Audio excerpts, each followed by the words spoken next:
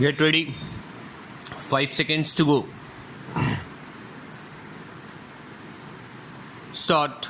Heard Shri Hari Chand Mishra, the learned counsel for the petitioner, and Shri Paramatma Rai, the learned counsel for the insurance company, open bracket, respondent number 3, close bracket, and the learned standing counsel for the respondent number 1, para. The petitioner met with an accident on 9/10/2003 and received severe injuries. Stop. The petitioner's right leg was amputed. Stop. The petitioner initiated proceedings under the Motor Vehicles Act for compensation. Stop. The tribunal gave an award dated 23/3/2007 determining a sum of rupees 2,75,000 as compensation plus interest. Stop.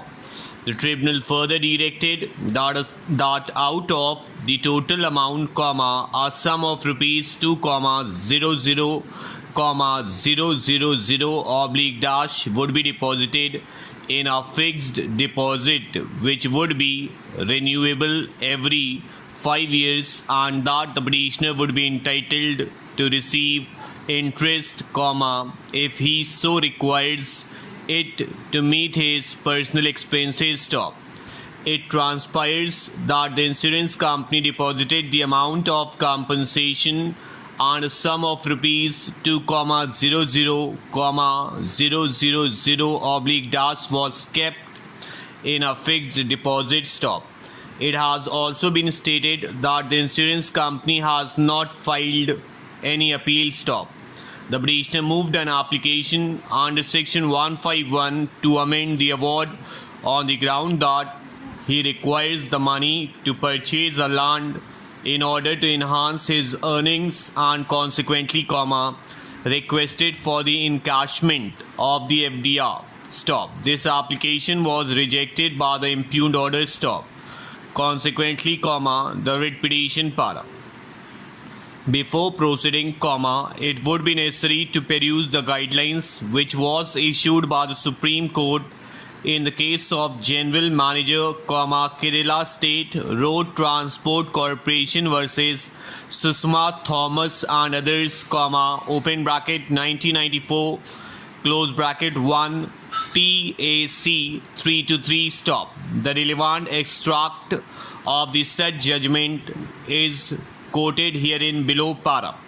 Quote, the claims tribunal, while awarding compensation in accident cases, should bear in mind the following guidelines, para.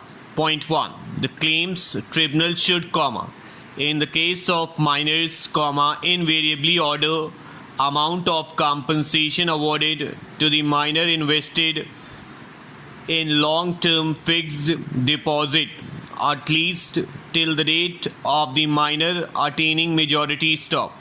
The expenses incurred by the guardian or next friend may, however, be allowed to be withdrawn, para.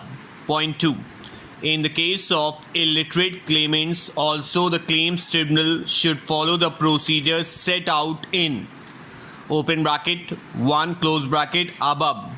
But if lump sum payment is required for effecting purchases of any movable or immovable property such as agricultural implements, rickshaw, etc., to earn a living, the tribunal may consider such a request after making sure that the amount is actually spent for the purpose and the demand is not a ruse to withdraw money, para. Point 3.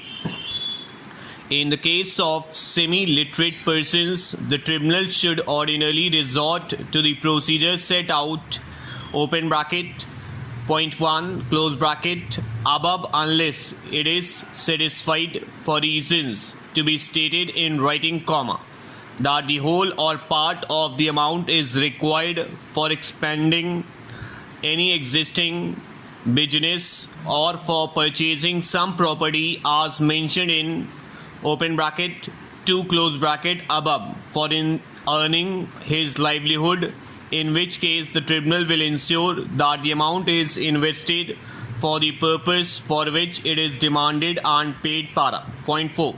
In the case of literate persons, also the tribunal may resort to any procedure indicated in open bracket point 1 close bracket above, subject to the realization set out in open bracket 2 close bracket and open bracket 3 close bracket above, comma, if having regard to the age, comma, fiscal background and strata of society to which the claimant belongs and such other considerations, comma, the tribunal in the larger interest of the claimant and with a view to ensuring the safety of the compensation awarded to him thinks it necessary to so order. Stop. Over.